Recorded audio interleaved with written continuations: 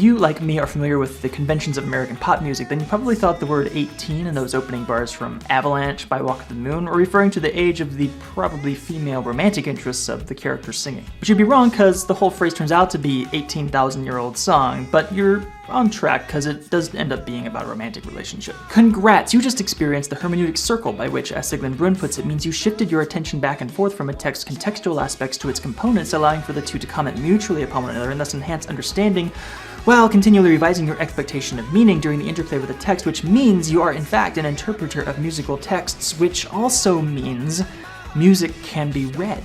But does it really though? I mean, our interpretation was more of the lyrics than the music itself. I mean, what if the music didn't have any words? Can we say that music has the same meaning as a sentence does in a novel or a line from a poem does? Well, putting aside the fact that it was precisely musical signifiers that allowed us to misidentify 18 and then re-identify it later, I think, yeah, it does. Music definitely conveys meaning to the extent that it functions as a way to re-describe human experience across a metaphorical distance and through time. We'll unpack that as we go, but beforehand, I just want to give you a heads up that the format today will be a little different because this is going to be a video playlist. Basically, I'm going to talk for a few minutes and then we will listen to / watch some music, and then we'll have some discussion afterwards.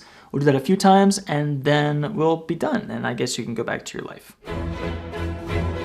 A basic problem in the question of whether we can derive meaning from music is that it's not mimetic. That is, it doesn't seem to be able to represent or mimic reality like the iconographic representations of film can, for instance.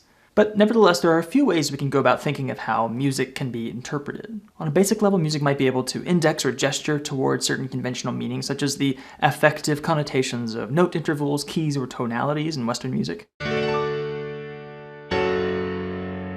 Or music can sort of trace meaningful silhouettes of objects if the audience is aware of the metaphors associated with high and low tone frequencies. These kinds of semiosis are pretty arbitrary, much like verbal sign systems, which means that they're really effective when combined with verbal or visual texts. Each kind of text provides clues and supports the meaning of the other, making sure that the signification is intelligible and communicable. But interpretation is not simply decoding some fixed message transmitting information. Semiotician Robert S. Hatten, in his essay Grounding Interpretation, draws on the work of philosopher Paul Ricoeur and other theorists of hermeneutics, the art of interpretation, to argue that there are two frameworks necessary in the process of interpreting musical texts, often referred to with the German words Erklärung and Verstehen, explanation and understanding.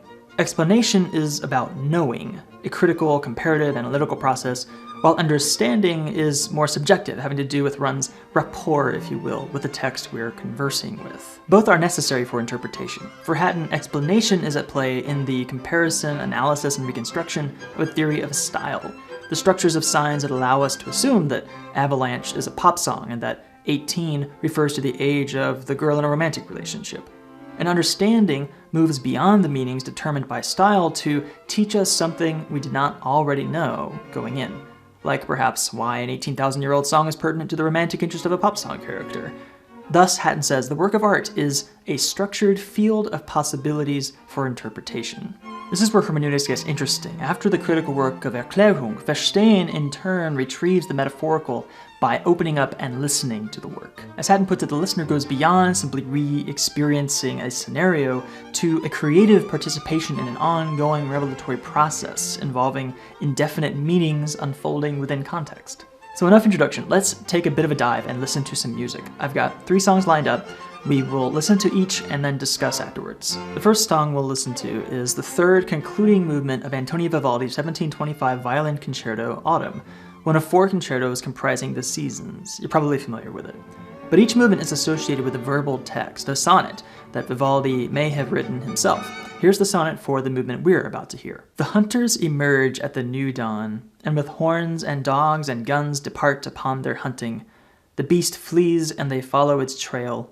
Terrified and tired of the great noise of guns and dogs, the beast, wounded, threatens languidly to flee, but harried, dies.